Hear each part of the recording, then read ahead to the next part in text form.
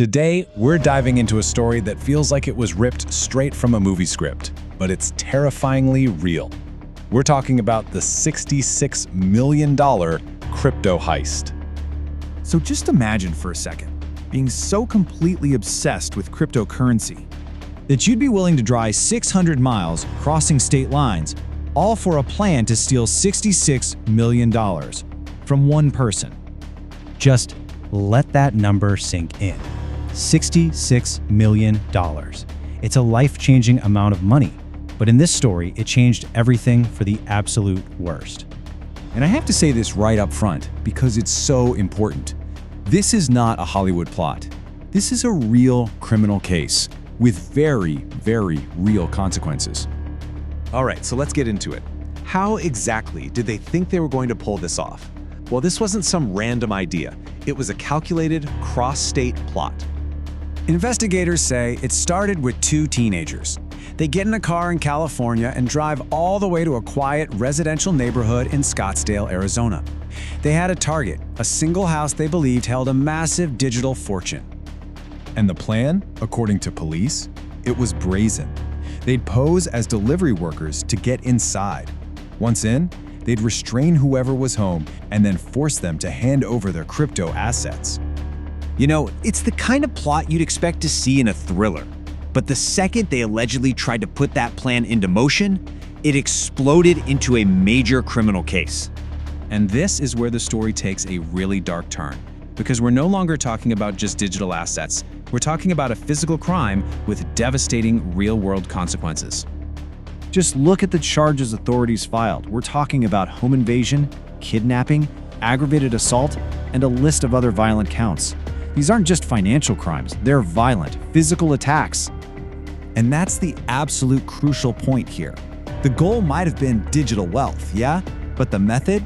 The method was a physical, violent attack to force someone to give it up. This right here shows a critical shift in the game. For years, the biggest threat to crypto holders was a digital one, right? Some hacker in a basement trying to get into your computer. But this is the new threat. It's physical, it's personal, and it's violent. And make no mistake, this case is not some bizarre, isolated incident. It's actually part of a really dangerous global trend that's turning people who own crypto into high-value targets. So you have to ask yourself, why? Why is this happening now? Why the shift to actual violence instead of just sticking to hacking? Well, the answer is baked into the very DNA of cryptocurrency itself. Unlike a bank transfer that can sometimes be reversed or clawed back, most crypto transactions are final. Once it's sent, it is gone forever. And that single feature, that irreversibility, is exactly what makes this so incredibly dangerous. For a criminal, it's way easier to threaten someone into sending crypto than it is to spend months trying to hack them. It basically turns a person with a lot of crypto into a walking bank vault with no undo button. But, beyond all the tech and the tactics, there's a deeply human part of the story. We really need to look at the psychology behind a decision that can just alter lives in an instant.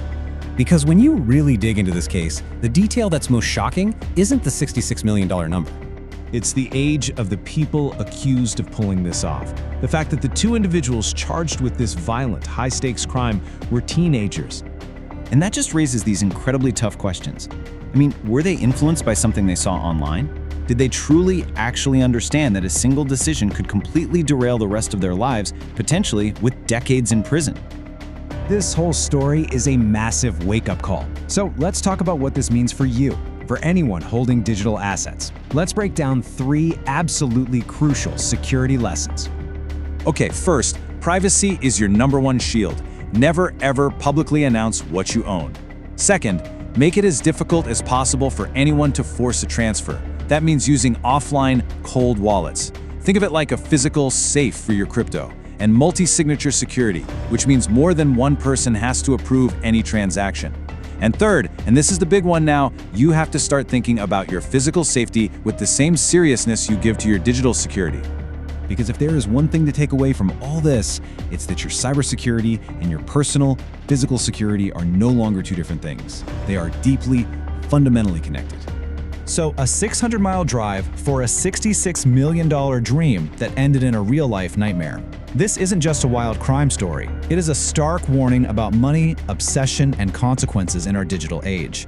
And it leaves all of us with a final, chilling thought. Should crypto investors start worrying a lot more about their physical safety?